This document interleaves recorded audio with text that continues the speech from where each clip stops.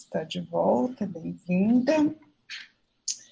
Boa noite a todos, mais uma quarta-feira estamos aqui com o nosso propósito de estudar o livro Jesus e a Atualidade da benfeitora Joana de Ângeles, psicografia de Divaldo Pereira Franco. Nós estamos estudando o capítulo 18, o nosso segundo encontro com esse tema do capítulo 18, porém, nós não fizemos nenhuma leitura do capítulo, nós fizemos aquela reflexão inicial na semana passada e hoje vamos fazer a leitura e os comentários desse capítulo 18. E para iniciar os nossos estudos, vamos elevar os nossos pensamentos a Deus em agradecimento à oportunidade de estarmos aqui agora. Agradecemos ao Pai pela oportunidade da reencarnação. Agradecemos ao Pai pelo corpo físico, pelas nossas capacidades. Agradecemos pela ajuda que recebemos, muitas vezes, nos estimulando a trajetória. Agradecemos a oportunidade de estarmos aqui reunidos nesse momento para estudar as lições do Cristo, Jesus que nos foi enviado como modelo e guia. Por isso tudo somos gratos. Somos gratos à espiritualidade amiga que se esforça por nos trazer mensagens edificantes, por nos apontar o caminho. Agradecemos aos nossos espíritos protetores por ombrearem conosco nessa jornada, nos inspirarem, nos auxiliarem, fortalecerem, nos motivarem para a luta e para a conquista de nós mesmos. Assim, com o pensamento ligado a Deus e à espiritualidade amiga, nós nos colocamos aqui em posição de aprendizes, todos nós. Nós gostaríamos de receber essas intuições para que possamos melhor compreender as palavras que a mentora gostaria que nós compreendêssemos, para que assim nós possamos sim compreender com a mente, mas começar a agir com o coração e caminharmos firmes o caminho que Jesus nos apontou. Entendendo as suas lições, nós poderemos melhor segui-los. Nos dá, Senhor, a força para seguir esses propósitos. Abençoa os nossos trabalhos. Que Jesus esteja conosco durante todo esse encontro, agora e sempre. Graças a Deus.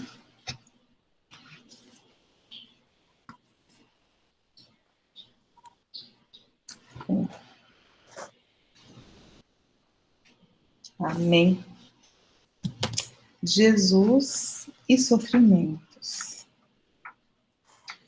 O sofrer. O que seria o sofrer? O que seria a dor? São reflexões que são muito importantes para nós compreendermos o que a mentora vai nos trazer neste capítulo muito, muito importante. Muito importante para todos nós que estamos aqui nesse planeta. Nesse planeta ainda, um planeta marcado pela dor.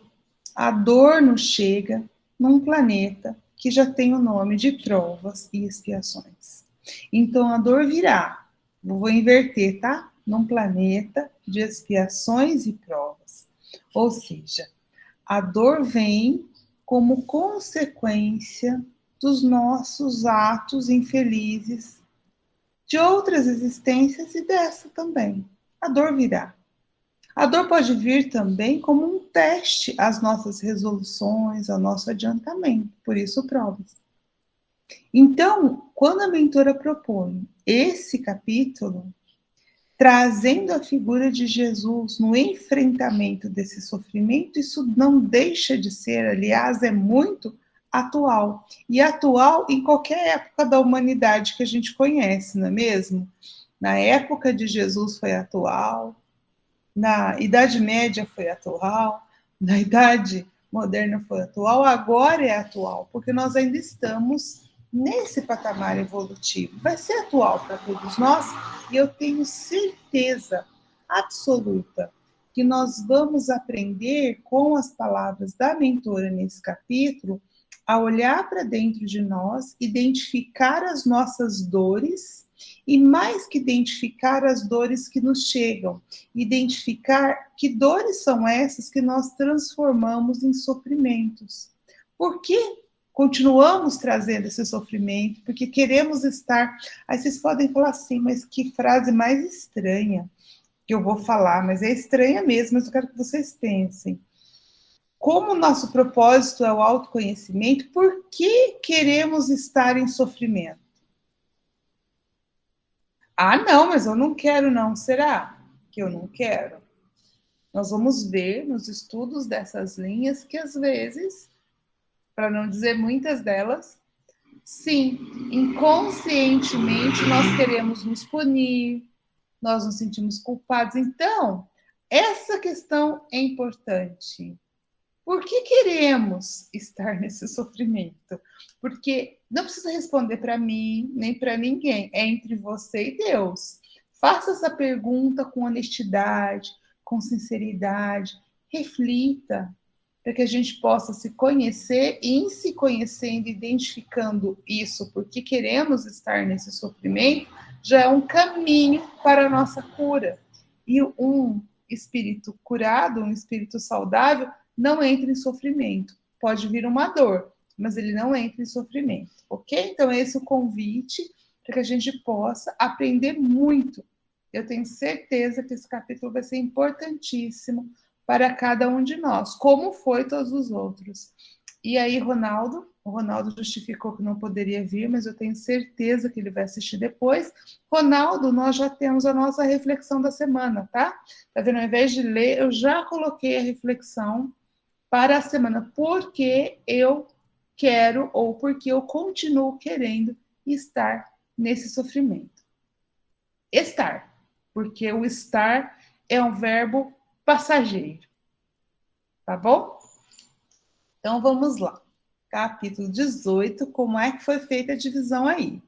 A primeira parte a mentora vai abordar a questão de nós querermos a cura.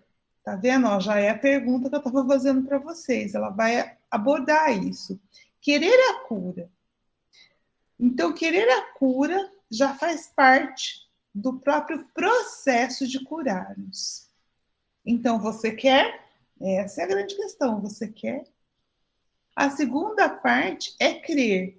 Então, a partir do momento que eu quero, eu também não basta só querer. Eu preciso crer. Crer no sentido de me entregar à providência divina. Ou seja, aurir os fluidos salutares, está aberto às bênçãos que o universo nos dá, né? O universo Deus. Então, as bênçãos de Deus, não é que Deus abençoa um e não abençoa outros. Na verdade, as bênçãos estão por toda parte. A questão é, quais são aqueles que se abrem às bênçãos e quais aqueles que se fecham às bênçãos. Então, tem uma questão ligada entre o querer e o crer em poder receber. E, por fim, os conselhos da mentora. Então, vamos lá para a primeira parte. Antes da leitura, eu quero trazer para vocês um pouco de um conhecimento que pode nos ajudar a entender o que a mentora vai falar. Eu não sei se vocês conhecem o Dr. John Loeser. O que ele fez? Porque a gente precisa lembrar, nunca é demais lembrar, que o objetivo da série psicológica, porque esse é o primeiro livro da série psicológica, ele é o autoconhecimento, né? Essa é a ideia que Joana nos traz. Mas como é que nós podemos levar essas luzes para dentro de nós, identificar essas sombras, esses pontos que devemos melhorar, ou seja, nos conhecer de fato. A proposta dessa série, para conseguir esse objetivo do autoconhecimento, é buscar nos ensinamentos do Cristo, à luz da doutrina espírita, porque a doutrina espírita nada mais faz do que reviver os ensinamentos do Cristo sobre uma perspectiva um pouco melhorada do que ele falou, não melhorar o que ele falou tudo, mas ele não pôde explicitar tudo. Então vem o Consolador Prometido e nos abre uma gama enorme de possibilidades que não foi possível para o Cristo trabalhar em profundidade por conta da mente mesmo dos indivíduos. Então vem a doutrina espírita com a reencarnação, que foi inclusive o segundo capítulo desse livro, que a gente viu lá, né? A reencarnação abrindo uma gama muito grande de possibilidades de entendimento do que o Cristo quis dizer, a questão da vida futura, enfim. Então, à luz da doutrina espírita e mais, trazendo a psicologia, que é uma ciência bastante moderna, a psicologia para entender esse homem no seu sentido integral, corpo, mente e espírito.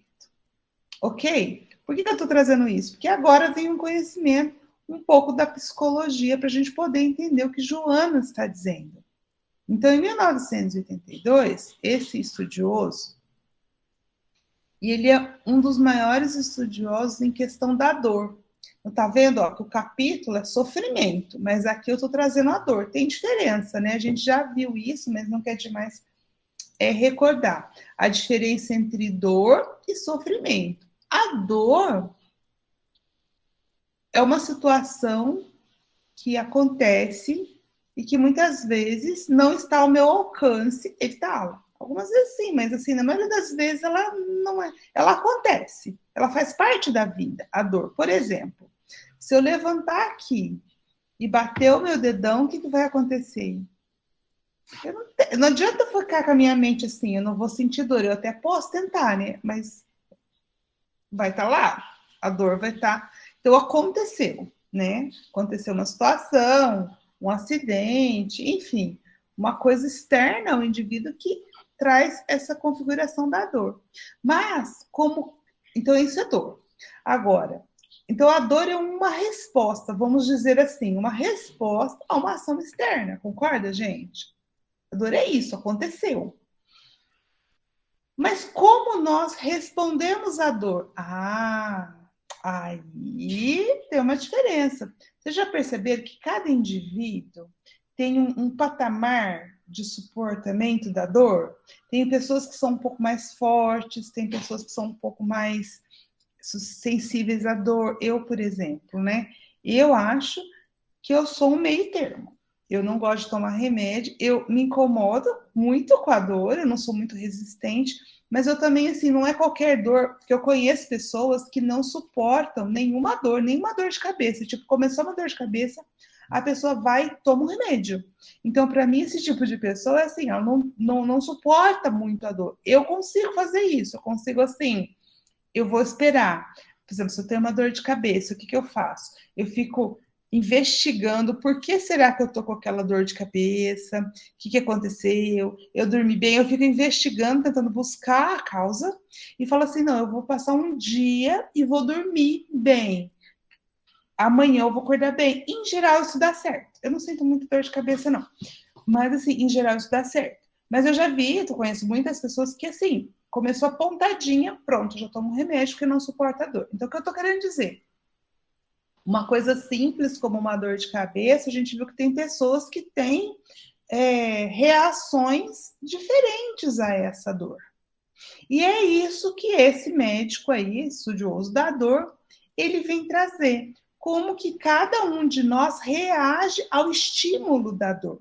Então, ele propôs um modelo conceitual, que é essa figurinha que vocês estão vendo aí, tá vendo? Olha, são círculos concêntricos, tá? Quer dizer, um dentro do outro, dentro do outro, dentro do outro. Então, como é que ficou o modelo dele, que é referência até hoje no estímulo de dor? Então, nós temos aí, ó, o círculo menor. Vou começar de dentro para fora, tá? Nem sei se eu sei falar direito, gente. Nocicepção é de fato o estímulo, sabe? Então, você cortou o dedo, né? Tinha lá, você estava cozinhando, olha aí, né? Você para a cozinha. Cozinhando, cortou o dedo. Então, cortar o dedo é o ato, né? De ter aquele ferimento é a nocicepção, ou seja, o corpo reconhece que existiu uma agressão. É isso, gente, é físico, concorda? Aí pode ver que nesse momento não tem dor. Eu não sei se vocês são da área de saúde ou se vocês já passaram por alguma situação de alguém assim. Não sei se vocês já ouviram falar que, por exemplo, uma pessoa levou foi baleado. Às vezes ela consegue fazer um tanto de coisa e ela fala que na hora ela não sentiu dor, só depois que ela vai sentir. Já ouviram falar disso? Que a pessoa consegue, por exemplo, ainda mais se ela estiver sozinha com adrenalina, ela consegue até pedir socorro, tudo. A hora que ela é socorrida e tal, aí ela se entrega e começa o estímulo doloroso. Por que isso? Porque o nosso corpo, desde a agressão, ele demora um tempo, que pode ser maior ou menor, para que os estímulos dolorosos aconteçam. Então, gente, onde acontece a agressão? Num órgão, seja no dedo, igual eu falei, cortei o dedo, em algum lugar, alguma parte do nosso corpo. Mas e a dor? A dor é no local? Não. A dor é onde, gente? A dor é mental. Por quê? Porque aí são estímulos nervosos que vão para o sistema nervoso central e aí eu tenho a percepção da dor. Não sei se vocês tinham essa consciência, vocês já tinham parado de pensar nisso? Então, a dor acontece aonde? No cérebro, vamos colocar assim, tá? Ok. Então, eu tenho tudo o corpo. O corpo foi afetado, eu estou falando de dor física por enquanto, não da dor moral, tá? Aí a gente pode fazer mas por enquanto eu estou falando de dor física, uma agressão mesmo. Então, eu tenho, o corpo é atingido, demora um tempo, o cérebro percebe e como uma defesa, ele vai desencadear estímulos nervosos, que são os estímulos dolorosos, então acontece a dor, é física. Agora vamos para cima. E o sofrimento? Aí é como a mente, ó, que eu falei diferente, ó. Cérebro é uma coisa, mente é outra. Como que a mente o quê? A mente é que vai ligar com a alma lá, né? Como que a mente vai perceber isso? Então, por exemplo, no caso do dedo, né? Eu posso ter pensado assim, cortei o dedo, ai, começou a doer. Eu posso reagir, cortei, mas vai dar certo, vou fazer um curativo aqui, enfim, lidar bem com aquilo. Ou eu posso falar assim, mas, toda vez isso aqui, eu tô com pressa, é culpa de não sei quem, porque não sei quem me chamou. Vocês concordam que nós podemos ter umas reações diferentes em relação àquele fato, ao mesmo fato? Então, a gente pode transformar aquela dor que é física num sofrimento. Nossa, e agora? Agora eu vou ficar impossibilitado de trabalhar, mas eu tinha que fazer isso, porque eu costuro, eu preciso do dedo. Enfim, a gente pode transformar aquela situação pontual num sofrimento maior do que a dor em si. Tudo bem, gente? Rosane, você me ajuda nessa, hein? Você é da área de saúde, que eu não sou. Se eu falar bobagem, você me corrige. E por fim, gente, o último é que vem o comportamento doloroso, que é assim. Você já viram aquelas pessoa que não pode sofrer, que fica reclamando para todo mundo? Tem pessoas assim. Ou seja, ela tem um comportamento, ela quer ser cuidada. Não é ruim, eu não tô colocando juízo de valor. Mas existe isso. E tem aquela que não quer ser cuidada. Então, para ela, tá tudo bem. Tá doendo? Não, não tá. Você precisa de ajuda? Não, não precisa. Então, cada um de nós, em vista dessa dor e desse sofrimento é o que é percebido pela mente, como a mente reage àquela dor. Eu posso ter um tipo de comportamento, dependendo de cada personalidade. Então, consequentemente, gente, a dor no nosso planeta Terra é inevitável, mas a dor pode se transformar em sofrimento ou não, num sofrimento menor ou num sofrimento maior. o mesmo estímulo, dependendo de como nós reagimos diante desse acontecimento. Tudo bem, gente? Alguém queria perguntar alguma coisa, comentar antes da gente ler Joana? Era só para a gente pensar na dor e ligar isso com o sofrimento, que é o que ela vai começar a falar. Alguém? Não? Sabiam dessa de... Ô, Rosane, pode falar. Oi. Então, tudo isso que você falou é verdadeiro, né? Todas essas sensações da forma que ocorre, que vai acontecendo.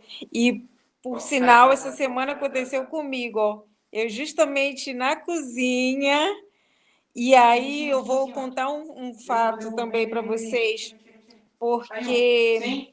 só um minutinho.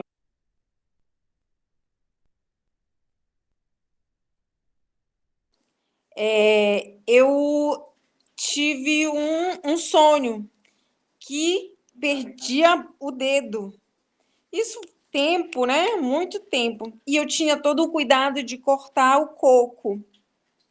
Só que quando foi agora no sábado, aí eu, na cozinha, bobeira, e tava ali muitos, né? Próximo também, eu coloquei o dedo, sabe aquele multiprocessador? Eu segurando, e aí passei o dedo para tirar o resíduo que ficou, e a outra mão escorregou e trá. E aí foi todo esse momento mesmo, porque eu sabia que tinha cortado profundo, né? Aí eu falei, não, eu ir para o hospital, nem pensar, eu vou aqui, eu sei técnicas que eu posso conduzir, né? Aqui esse corte. Se caso eu não conseguir, e aí o quanto que realmente eu fui mentalizando em segurar a dor física, e aí todo utilizando da técnica também para segurar, além dos medicamentos, né? E assim, um medicamento nosso aqui fabuloso, Copaíba e Andiroba, que colou logo a pele. E foi passando por realmente todos esses momentos que você falou, até chegar, passar 10 horas, e que eu pude baixar o dedo e ver como estava. Aí que eu vim realmente começar a sentir a dor em si, porque aí eu fui olhar de que forma que estava o corte. E para o emocional também, né, dessa forma, das sensações, de quando a gente realmente vai percebendo, nossa, tá doendo. E aí é legal de quando a gente já tem essa consciência, tá doendo, porque alguma coisa, algum sentimento, alguma sensação, alguma vivência ocorrida me levou a fisicamente ou até emocionalmente estar doendo. Isso realmente você explicou perfeito. Isso é legal. Obrigada, viu, pela partilha. Dá um exemplo prático, né, aqui entre nós. E olha que eu dei o exemplo do dedo, né, porque eu vivo cortando meu dedo, mas não tão profundo. De vez em quando escapa a faca e corta a unha. Aí eu falo, nossa, foi por um tris. Mas o dedo não corta, mas de vez em quando dá uma cortadinha.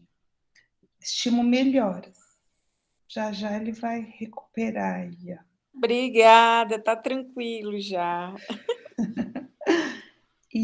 Mas é isso, para chegar na dor emocional também, né? Então é isso que você falou, Rosane, eu gostei da percepção, nos conhecer, isso tá doendo.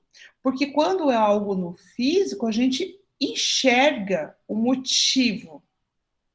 Mas e quando é algo lá dentro que tá doendo e eu não consigo identificar o que está machucado? O que está machucado, né? Essa pergunta, o que machucou? E essa percepção é interessante por quê? Porque a dor é igual uma febre, gente. Quando você tem uma febre, o que, que é? Não é a febre em si que é o problema, é? O que você precisa buscar? O porquê? O que está gerando essa febre? Então, lembre-se disso, a dor é que nem febre. Ou seja, ela é um sintoma. Ela é um indicativo para você prestar atenção em algum lugar. E principalmente a dor emocional, porque a gente costuma menosprezar a nossa dor emocional. A gente costuma enterrar ela. Então, agora, como nós podemos olhar para essa dor, para que essa dor não se transforme num sofrimento, que a gente consiga ir na causa dessa dor. Então, vamos lá? Ler um pouquinho que Joana tem a nos contar? Olha só o que eu escolhi aí. Olha a imagem, gente, por favor. Quem é essa aí na imagem?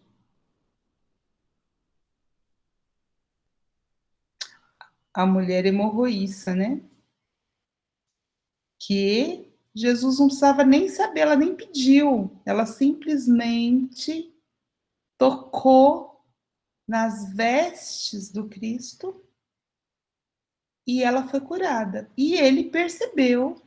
Tá vendo que ele não quis, digamos assim, né? Que ele não quis de não querer, mas assim, ele não teve a intenção de curar, porque ele nem sabia, ela não estava nem pedindo. Então, olha só como essa cena, essa passagem do Evangelho nos é muito importante. Ela quis e ela absorveu as energias que ela precisava. Não foi ele que doou, ela absorveu. Será que é possível isso acontecer conosco? Será que as energias estão por aí? Quando eu quero, eu absorvo, né? Tanto as positivas quanto as negativas. Então, vamos ler e ver o que a gente conclui disso. Quando procurado pelos portadores de enfermidades, Jesus sempre os inquiria se realmente desejavam a saúde, ou criam, ou seja, eles acreditavam, né, que ele os poderia curar. Então, ela já começa o capítulo nos provocando, porque ela está dizendo, quando Jesus era procurado, o que Jesus queria saber? Você quer? Você crê? Duas condições. Aí, aquilo que eu falei para vocês, que podia parecer estranho, né? Você vai perguntar para o doente se ele quer ter saúde? É claro que sim. Será que é claro que sim? Será que sempre é assim? Eu acabei não trazendo, o Márcio está por aí, né, Márcio? Mas o Márcio tem um livro que eu e ele gostamos muito. Cadê? Perdi ele. Nossa, eu esqueci o nome dele. Estava procurando ele na estante, mas foi. Do Hamed, Márcio. Você sabe o nome, eu esqueci, me fugiu. E daqui a pouco eu lembro. Se você lembrar, você me ajuda. Aqui que a gente... Oi. É o Renovando Atitudes ou não? Renovando Atitudes, isso mesmo. Gratidão, Eduardo. O Renovando Atitudes, ele tem um capítulo que ele vai falar sobre isso, que muitas vezes nós temos uma necessidade psicológica de chamar atenção. Olha só, presta atenção como isso é interessante. Então, às vezes, nós desenvolvemos uma enfermidade para expressar algo que a gente não quis de outra forma expressar. E aí, quando nós ficamos doentes, nós chamamos a atenção que a gente queria. É uma forma estranha. Eu preciso sofrer para chamar a atenção. Mas existe essa resposta psicológica. Isso existe. É o que Freud tratava quando ele falava dos recalques, Jung tratava, os psicólogos tratam. Então, isso é uma coisa inconsciente, gente. A gente não faz isso, eu vou fazer assim, vou ficar doente. Não, não é consciente. É inconsciente. Qual é a proposta que nós estamos sendo convidados na atualidade a ter? É levar luz a isso que está no inconsciente. Então, como é que nós podemos trazer essas nossas necessidades de atenção, de fragilidade para a consciência, para que a gente não precise ficar enfermo, tá? todas as enfermidades são assim? Claro que não, né, gente? Se fosse assim, ninguém morria, por exemplo, né? O Chico Xavier era um espírito muito avançado, né? E que teve que ficar doente, passou por uma série de enfermidades e teve que desencarnar por uma delas. Então, Francisco de Assis também, enfim, entre outros. Eu não estou dizendo que todas as enfermidades são assim, mas o que nós estamos querendo buscar aqui é que, em espíritos ainda pouco evoluídos, as nossas enfermidades costumam ter esse apelo do que vai no nosso inconsciente, expressar para fora aquilo que a gente não consegue de outra forma. Não tem dores, carências que a gente não consegue contar para ninguém, não tem, que a gente guarda no íntimo, assim, e às vezes não consegue nem expressar para a gente mesmo. E aí isso se revela como, muitas vezes, essa dor moral, né? Esse sofrimento se revela como um sintoma, vou chamar assim, no corpo físico. O corpo físico manifesta. O que a mente não processa, o corpo físico manifesta. Tudo bem? É isso. E isso, gente, não sou eu falando. Tem uma teoria bastante recente que estuda, chama mente-corpo, que já relaciona isso. Muitos médicos já relacionam estudos, já relacionam, eu não sei se vocês já viram isso, cânceres, por exemplo, cânceres, né, tumores, relacionados a uma mágoa muito grande. Já ouviram falar nisso? Existem estudos comprovando. E quanto tempo isso demora? Aí É isso mesmo. Eles têm até uma estimativa de tempo, que gira em torno de 10 anos.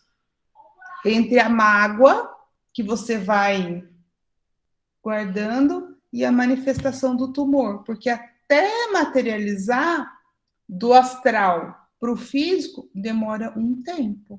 Então, se vocês, assim, procurarem, gostarem disso, gente, tem um livro maravilhoso.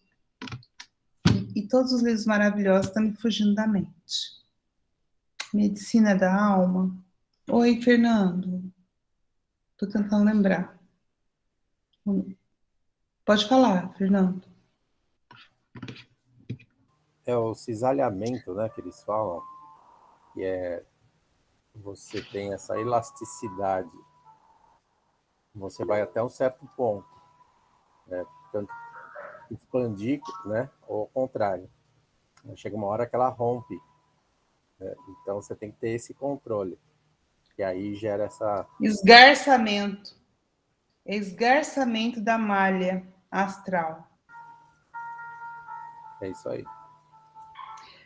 Antes de dar a palavra, obrigada, Fernanda. Antes de dar a palavra, Rosane, lembrei. O livro chama Amor, Medicina e Milagres. Não é um livro espírita. Não, é um livro escrito por um oncologista americano. E aí ele vai falar exatamente sobre essa relação do emocional com os tumores. Não é um livro fácil de ler, mas assim, eu estou citando para dizer para vocês assim, existem pesquisas e resultados que levam-nos já a fazer a relação entre um estado emocional desarmônico e uma doença física. Oi, Rosane. Oi. É igual hoje o que está acontecendo com os desencarnes, né, de muitas pessoas pela Covid, pela pandemia. Eu tenho percebido muito as pessoas, exemplo,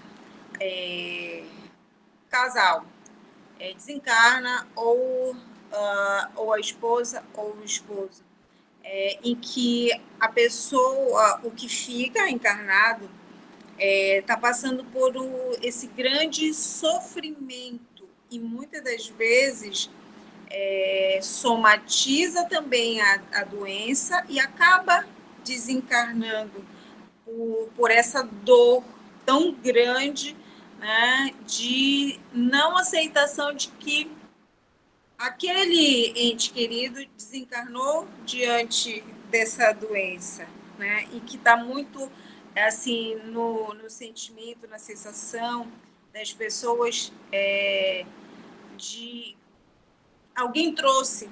Sim, alguém trouxe.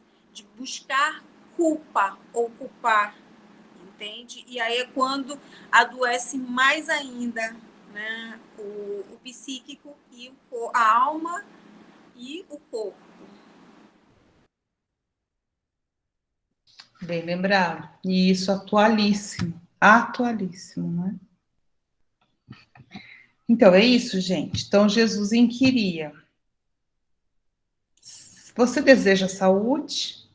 Ou seja, você quer ser curado? E você acredita que eu posso te curar? Então, a mente, olha só a profundidade dessa pergunta de Jesus. Ele está colocando a sua mente está nisso. Concorda, gente? Porque, olha, querer e crer são atributos da alma. Não é isso? Quer não tem nada a ver com o corpo.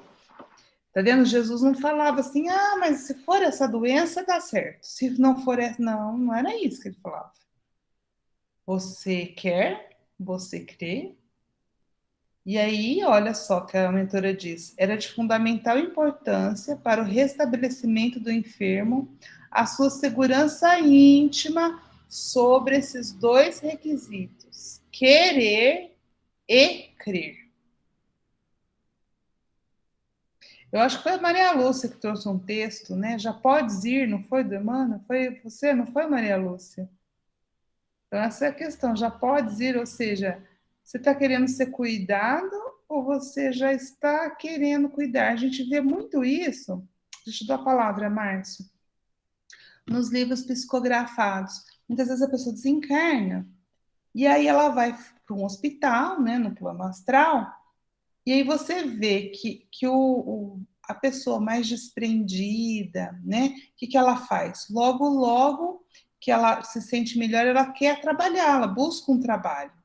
Já tem aquelas outras que querem como? Ficar sempre como sendo atendido, né? Então, isso vai ditar muito se nós queremos ir ou se nós queremos servir ou se nós queremos ser servidos. E isso tem relação gigantesca com o nosso estado de saúde, porque aquele que se põe na posição de sempre estar enfermo e não sai da cama, ele não melhora.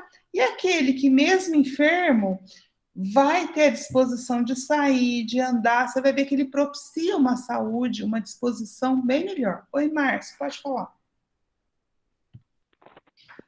Boa noite a todos. Enquanto você dissertava sobre o sofrimento, né, eu estava traçando um paralelo aqui, né?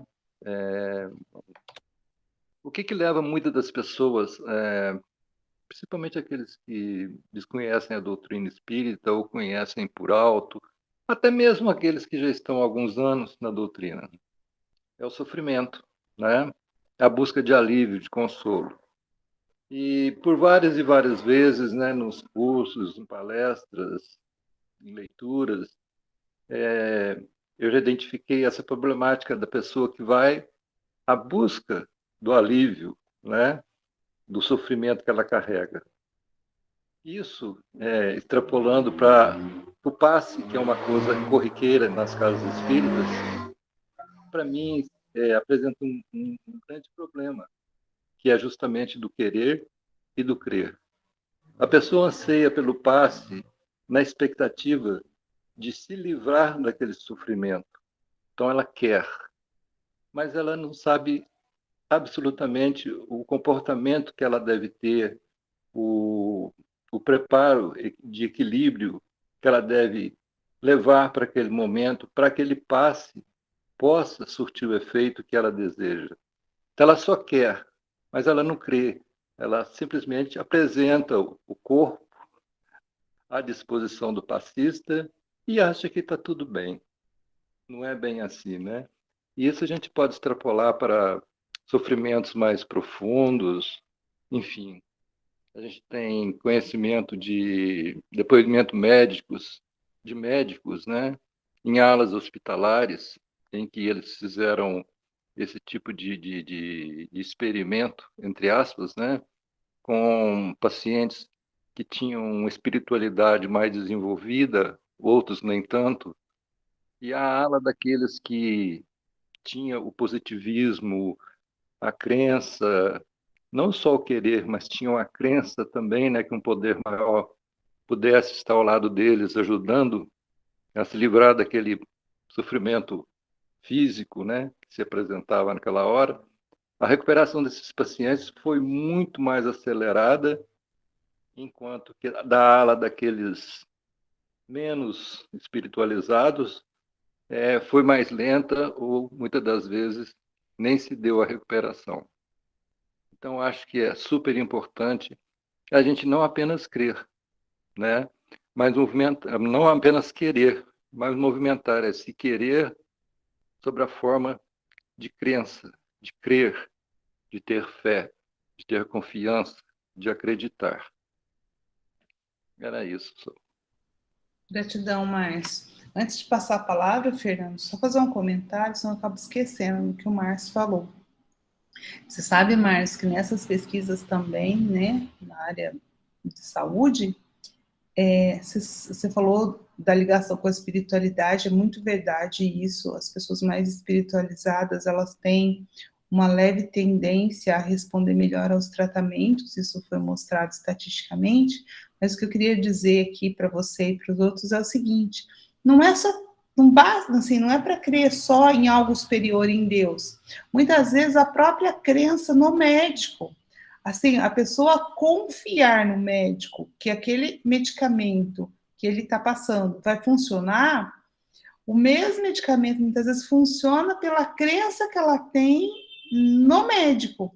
E se você tomar um medicamento e descrever, mas esse médico, não sei não, sabe? Você já está, olha o poder da mente, isso já foi feito experimentos também com placebo. A pessoa o efeito do medicamento já não interfere, porque a mente dela, o fato dela não crer, não acreditar que aquele tratamento é bom para ela, ou que aquele médico não é bom, ele não confia naquele médico, faz com que ele tenha uma resposta menor, o organismo dela, àquele tratamento. Oi, Fernando. Certinho. Eu só queria, justamente, o que o seu Márcio estava falando, é justamente essa questão do querer, né? A vontade e o crer, que é a ação, né? Então não basta só ter a vontade, né? Eu tenho vontade de tal coisa, mas se você não agir, se você não, né? O que você está fazendo para isso se tornar, né, realidade concreta? Usando até o gancho do centro espírita, né? Eu vou lá porque eu quero tomar um passe, eu quero melhorar. Legal, você tem vontade de melhorar. E aí você está fazendo o quê, né, para isso se tornar realidade? Você está mudando porque o jeito que você está fazendo te trouxe até aqui. O que você vai fazer agora em diante para mudar isso? E a gente fica muito nessa, né, nessa volta, vai, vem e não sai do lugar, fica patinando. Então é exatamente o que o senhor Márcio disse, todos aí. É a vontade, né? O querer e o crer, que é a ação. Perfeito, Fernando. Márcio?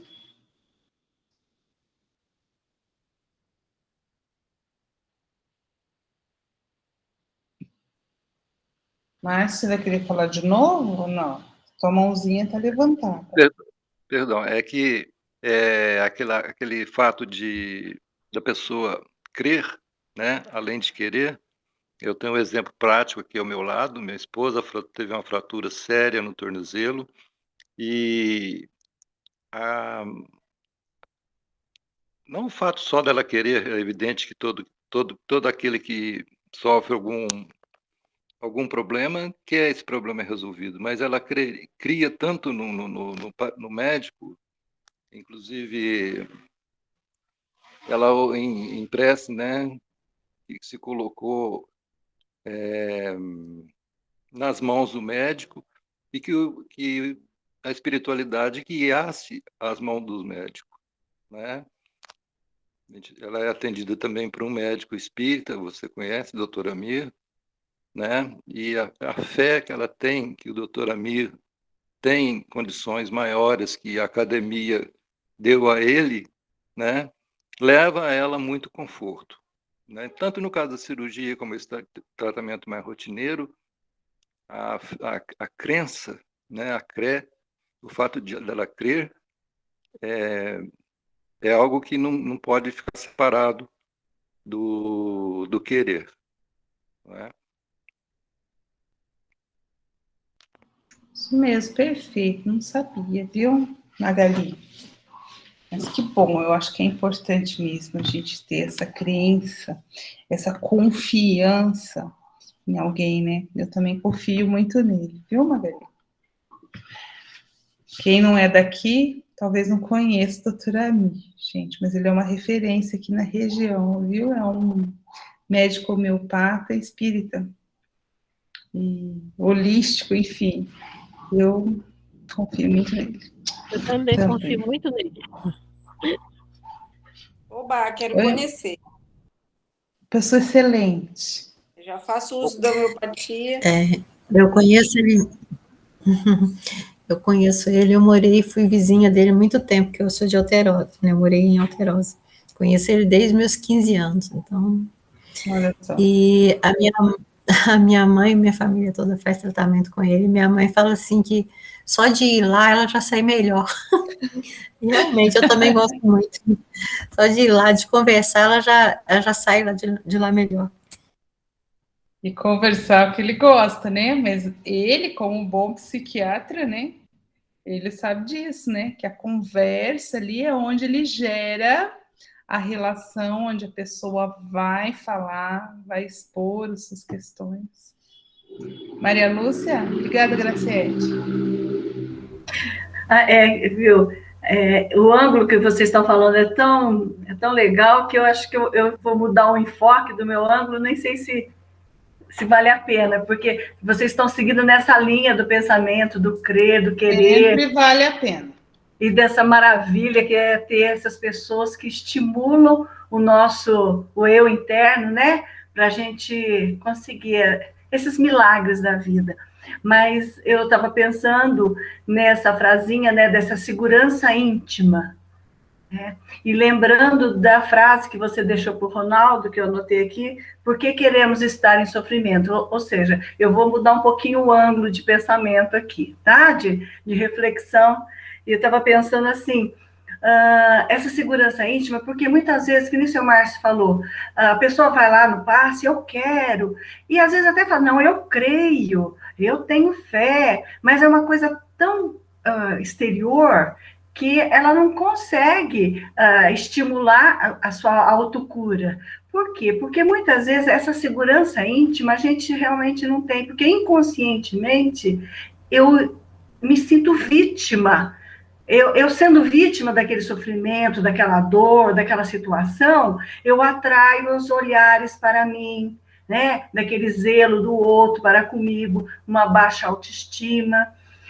Também eu notei assim, essa autopunição. Eu quero, eu creio, mas eu não mereço sarar, eu não mereço me curar, porque é como se fosse uma sabotagem interior. Tá vendo como eu mudei o foco, né? E outro também, tem pessoas que eu percebo que se alimentam, criam um hábito desse sofrimento e se alimentam disso.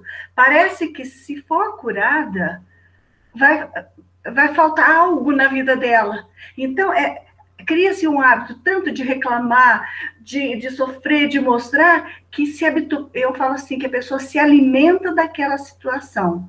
Que se ela não estiver vivendo aquela situação da dor, do sofrimento, ela vai se sentir inútil, quer dizer, não vai ter razão de viver. Eu só queria ter jogado isso no ar para abrir aí um leque de discussão também. Ótimo, Maria Lúcia, já ajudou a fala, Márcio.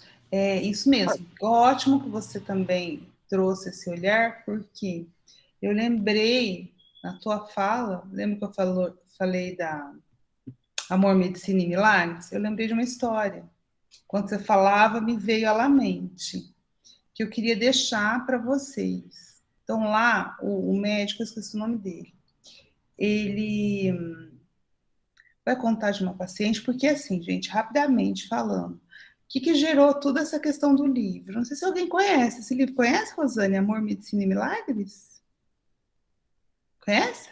Sim, sim. Já Excelente, não iniciei é? a leitura, mas ainda não consegui concluir. Tá. Sempre volto. Mas tudo começou pelo seguinte: ele é um médico oncologista. Gente, a vida do médico oncologista não é fácil, né? Porque o que acontece? Ele pedia muito o paciente. Tudo bem, ele tinha suas pequenas vitórias, mas ele estava muito incomodado, porque ele não se sentia eficiente na sua profissão. E ele estava até pensando em desistir da medicina. E pior, né? Pior de tudo, ele era um médico muito competente. Não sei se quer ser pior, pelo seguinte: o que é pior? Por ser muito competente, ele era procurar, assim, era encaminhar para ele os casos em que os outros não conseguiam resolver. Ou seja, chegava para ele quem? Os pacientes terminais. O paciente falou assim: ó, não tem mais nada para fazer, manda para o doutor lá. Então, ele tinha um alto índice de morte entre os seus pacientes, era natural. E isso o fazia ficar muito incomodado. Foi aí que ele foi buscar em outros campos, que ele foi para psicologia, ele foi para enfermagem, ele foi buscar como ele... E o que ele descobriu? E aí que eu vou contar a história. Ele descobriu o seguinte, no fundo, ele descobriu tentando. Ele falou assim: olha, não basta eu tratar o paciente com a radioterapia, com a quimioterapia, né? Ele descobriu isso. Olha que abertura de mente, gente, que inspiração. Ele falou: eu preciso entender qual é a dor do paciente. Quer dizer, por que ele chegou até ali? Então ele falou assim: eu não quero mais tratar o câncer, eu quero tratar o paciente. Olha como ele mudou, fez igual você, Maria Lúcia, ele mudou o foco, assim, ó. Não, olha, esquece o câncer, né? Eu quero olhar para a dor desse paciente. E ele monta uma equipe multidisciplinar para ajudar ele. Então, antes de passar qualquer medicamento, antes de fazer exame, o paciente já chegava com o exame, tomografia, parará. Ele não fazia isso. Eu falei: vamos conversar. E é isso que eu quero contar para vocês. Gente, quem está com a... vocês vão ficar com dor de mãozinha levantada. Eu só conto essa história, já eu falo, já passo a palavra para vocês. E o que aconteceu? Chegou uma mulher, uma das primeiras pacientes que ele fez esse experimento, que ele foi experimentando. Ele fala que essa paciente foi a paciente que, assim... Oi, Gustavo. Você, André, eu estou saindo já, tá? Eu deduzi boa noite que era pra vocês. isso. Boa noite a todos. Vai com Deus. Você vai perder a história, hein? Que você ouve. Então, o que ele faz? Ele diz o seguinte, rapidamente, assim, a história lá é longa, mas eu vou encurtar ela. Essa paciente é uma paciente de meia idade, divorciada, e que tinha um câncer, agora eu não lembro se era no útero ou se era na mama. Eu não me recordo se a Rosane já leu e se lembra, mas era em um desses. Eu não sei se era mama ou se era útero. Mas não cheguei nessa parte. E aí, ele começa a fazer, com essa equipe multidisciplinar, atendimento para ela. Aí que ele descobriu? Isso já está lá no fim, gente, da história, eu curtei, né? Mas o que ele descobriu? Descobriu o seguinte: essa mulher vem de uma família extremamente americana. Eu não falei, mas o médico é americano. Extremamente tradicional. E aí, na conversa, o que ele descobre, né? Fazendo uma anamnese nela e tal. Qual era a crença que ela tinha crescido ouvindo dos pais, da família? Que era melhor mulher morta do que separada. Tipo, era melhor uma filha morrer do que ser separada. Tipo, existia essa crença, né? Então, ela, inconscientemente, ela não tinha consciência disso. Foi na conversa que ele foi buscando, ele descobriu isso. Então, o inconsciente dela trazia o quê? Você tem que morrer, porque você está separada. É melhor você morrer para você não ser separada, entendeu? E o que ela fez? Então, ele deduziu que o corpo dela estava produzindo o tumor justamente para matar, porque a crença dela era, ela tinha que morrer, para ela não ser mais separada, porque não estava ao alcance dela trazer o marido de volta. Então, para ela não ser separada, ela precisava do marido, mas o marido, ela não tinha poder sobre isso. Então, como é que o corpo, a mente, com esse desejo, resolveu? Então você morre, né? E literalmente ela estava se matando aos poucos. E aí o que ele faz? ao invés de passar radioterapia, e ela já tinha passado por muitos médicos, ao invés de passar químio, rádio, ela continuou com a rádio, mas não foi para um tratamento mais, como é que fala? Radical, e ele começou a tratar nela essa crença. E o que aconteceu, gente? A paciente não morreu. O tratamento começou a funcionar, o corpo dela não respondia, o corpo dela começou a responder. Então, ele foi tratando essa crença e, ao mesmo tempo, com os medicamentos, o corpo dela começou a responder. E ele fala que até o final do livro ela estava viva, feliz, contente, né? Então, assim, deu certo. Então, ele conta essa história para dizer que esses milagres acontecem. Que milagre é esse? É o milagre da nossa autocura, que é bem o que você estava falando, Maria Lúcia. Márcia, deve estar com dor na mão. Isso. Me perdoe. A minha briga eterna com esses botãozinhos aqui. Mas Maria Lúcia citou o tipo de pessoas, né, que quando elas melhoram, quando ela consegue a melhora clínica, ela começa a ficar doente na parte psicológica, né, na parte mental. Eu já vi pessoas assim que elas se sentem melhor, acamadas, cercadas de medicamentos, contando casos sobre as dores físicas, dos problemas dela do dia a dia em função dos problemas físicos, que se ela melhorar, ela acaba ficando doente. É mais ou menos por aí. E, Márcio, ainda tem gente que faz disputa de doença, né? Ah, mas eu tenho que o fulano, a pessoa ainda diz, que ela tem a doença tal. Mas tu tens, minha mas pior que a sua. Né? Tem mesmo. Tem mesmo. Eduardo. Acho muito bacana esse assunto e como a Maria Lúcia mudou, né, a linha de raciocínio, fiquei pensando várias coisas também. Tem muitas linhas para a gente explorar, né? E alguns que eu gosto, tem um que fala, eu acho que eu comentei com vocês sobre um termo que chama psicocibernética. Cibernética tem a ver com comando, né, da mente ali. E aí o livro fala da questão da imagem que a gente tem de nós mesmos e vi alguns vídeos falando sobre isso também, que uma academia, por exemplo. Eu vou na academia para ganhar massa, para ganhar músculos, só que eu me vejo magro. Então, o meu organismo vai trabalhar, inconscientemente vai trabalhar para manifestar no meu corpo a imagem que eu estou vendo. Então, se eu me vejo como uma pessoa magra, eu não vou conseguir desenvolver e ganhar massa. Da mesma forma que se eu estou acima do peso e quero perder peso, estou fazendo dieta, faço exercício, né, alimentação e tudo mais. Só que eu me vejo como obeso e não aceito isso, meu organismo vai... O meu condicionamento é que eu sou obeso, então eu continuo tendo ali o mecanismo para atender aquilo que eu estou enxergando. Então, esse comando mental nessa mudança, eu acredito que tem muita relação com o processo de cura também. Quando o senhor Márcio citou o exemplo do passe, a gente não esperar que venha de fora, mas que venha de dentro essa cura, porque o controle está com a gente, a codificação está com a gente. Não adianta eu tomar um passe ali por 10 minutos, assistir uma palestra de meia hora, receber, né, as irradiações externas, se depois o que vai reverberar, o que vai vir, né, aquela pulsão interna, é o que está a minha configuração. Então, a importância da crença e do querer mudar também a crença. Acho muito importante nesse sentido. E uma outra linha também que eu estava pensando aqui, acho que por experiência própria cheguei a essa conclusão, com relação ao sofrimento, muitas vezes a nossa teimosia nos impede de abreviar o sofrimento, por falta de aceitação. Então, assim, falando por mim, eu muitas vezes percebo que eu não estou querendo a cura em si, eu quero que seja feita a minha vontade, e eu não aceitar, né, que não está acontecendo do jeito que eu queria, eu não consigo deixar fluir, porque eu tô agarrando, igual fala, né, para tudo tem que fluir. O universo tem constante expansão e retração, e eu tenho que acompanhar esse fluxo, nada é permanente. Só que às vezes a gente tem uma ideia daquilo que é ideal, e isso muda com o tempo.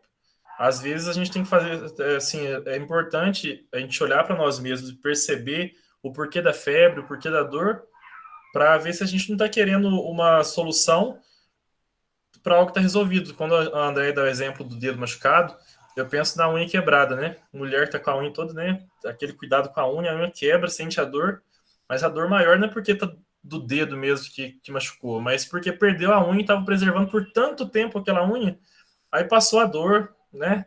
A unha tá crescendo lentamente, tá estourando as pitangas ali, por quê? Aquela unha tá quebrada, que nem dói mais.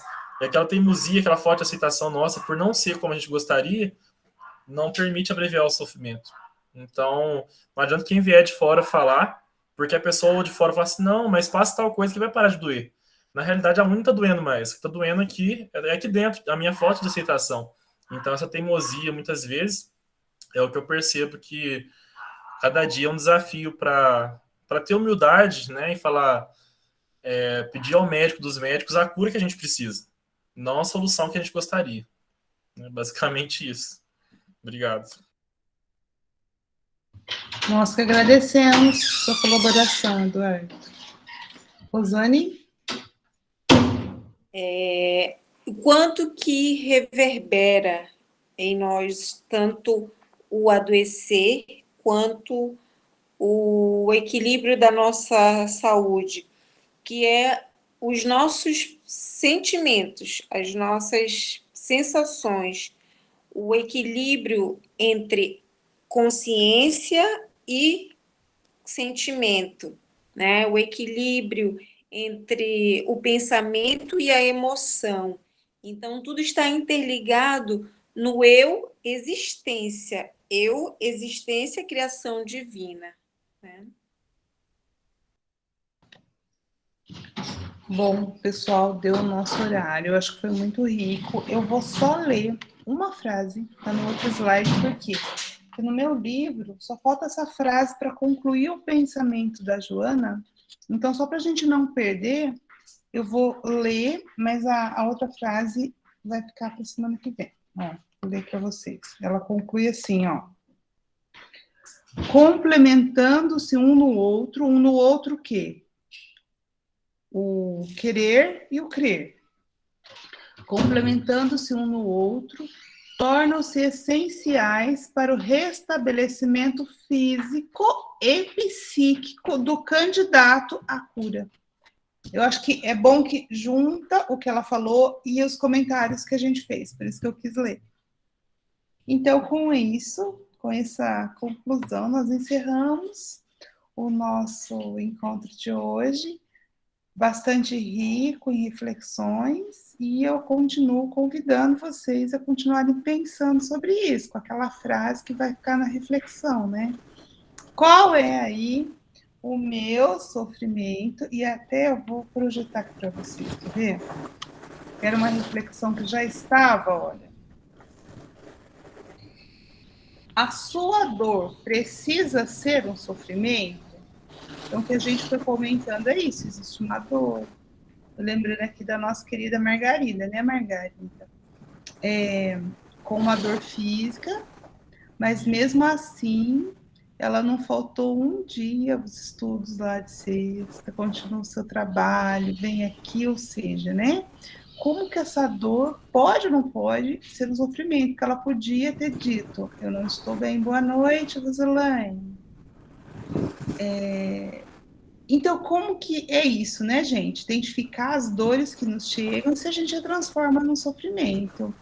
Então, essa foi a reflexão desta semana. E para a próxima, a gente vai ter essa outra aí. A questão, por que queremos estar nesse sofrimento. Cada um identifica aí o seu sofrimento e faça essa pergunta para o seu eu profundo. Principalmente à noite, viu? Quem sabe o seu espírito protetor te ajuda a trazer a consciência, tá bom? Grande beijo para vocês. Tenham uma ótima semana e vamos Boa noite encerrar. a todos. Boa noite, Margarida. Elevando o nosso pensamento a Deus, em gratidão a Ele pela essa oportunidade e a Jesus. Graças a Deus, Jesus abençoe a todos. Amém. Boa noite. Boa noite, gente. Boa noite. Boa noite. Boa noite. Nossa, que riqueza, né?